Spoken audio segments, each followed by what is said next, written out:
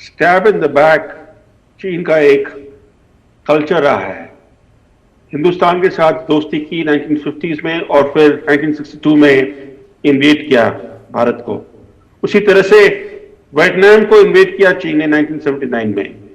और अभी भी देखिए, जैसे आप कह रहे थे कि न्यू ईयर्स डे पर भारत की सेना ने चाइनीज सेना को स्वीट्स भेजे जी। अब कुछ हफ्तों बाद जो कातिल था गलवान वैली का, जो कमांडर, सबसे बड़ा कातिल कमांडर था गलवान वैली का, उसको उन्होंने चीन ने एक हीरो बनाया है बीजिंग ओलंपिक्स में।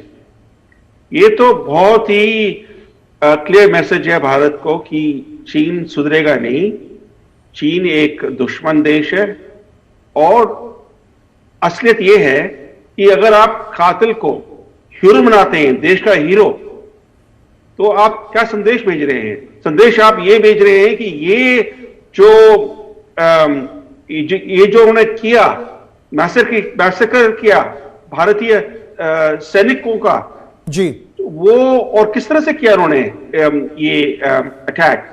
ये जो इंडियन आर्मी पेट्रोल था गलवान वैली में, उनके पास हथियार नहीं थे, अनार्म्ड लोग थे और वो गए थे बातचीत करने के लिए, उनको एम्बुश करके मारा गया। तो ये है कल्चर चीन की सेना का और चीन के सरकार का। चीन की सेना और सरकार का कल्चर हम देख रहे हैं कि एक तरफ जब भारत दोस्ती का हाथ बढ़ाता है तो चीन उसमें पीठ में भारत की खंजर भोंक देता है। क्या चीन भारत की दोस्ती के हर पहल को गीता भारत की कमजोरी के रूप में देखता है? और क्या भारत ने भी वैसा ही एक सटल जवाब दिया कि अगर चीन ने उस रेजिमेंटल कमांडर को अपनी ओलंपिक मशाल का हीरो बताया तो भारत में भी तिब्बतियों का प्रदर्शन चीन के दूतावास के सामने हुआ, चीन का झंडा जलाया गया। वो तस्वीरें हमारे सभी दर्शक देख भी रहे हैं कि this is a game the two can play. Gita,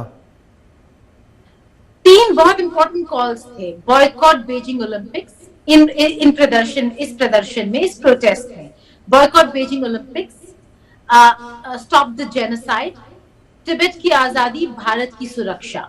और इन प्रोटेस्ट में, इन कॉल्स के साथ अगर आप देखें, उन बच्चों ने, वो तिब्बतन यूथ कांग्रेस के जो जवान हैं, उन्होंने इन कॉल्स को आगे रखा और कहा कि अगर, और मैसेजिंग बहुत क्लियर था कि अगर चीन भारत को प्रोवोक करेगा तो ये तिब्बत कार्ड भी है भारत के पास। लेकिन यहाँ पे एक बहुत इंपॉर्टेंट मुद्दा ये भी है गौरव की, जैसे ब्रह्मा कह रहे थे कि ये बस एक किलर और एक ऐसे आदमी को जिसने अनआर्म्ड सोल्जर्स पर अटैक किया, उसको प्रोजेक्ट करने एज अ हीरो की बात नहीं है। यहाँ पर चीन सटल मैसेज ये भी दे रहा है कि Galwan, laying claim to Galwan, to these disputed areas, की हम अपने धरती के लिए लड़ाई लड़ रहे थे और ये वो कर्नल है जिसने उस लड़ाई को लीड किया था। तो वो, और ये चिंता की बात है, ये बहुत बड़ी चिंता की बात है कि, और हम प्रोफेसर ब्रह्मा चिलानी तिब्बत का इतिहास भी दिखा रहे हैं अपने दर्शकों को कि तिब्बत तो 1950 से पहले चीन का हिस्सा था ही नहीं। भारत की सीमा तो तिब्बत से लगती थी।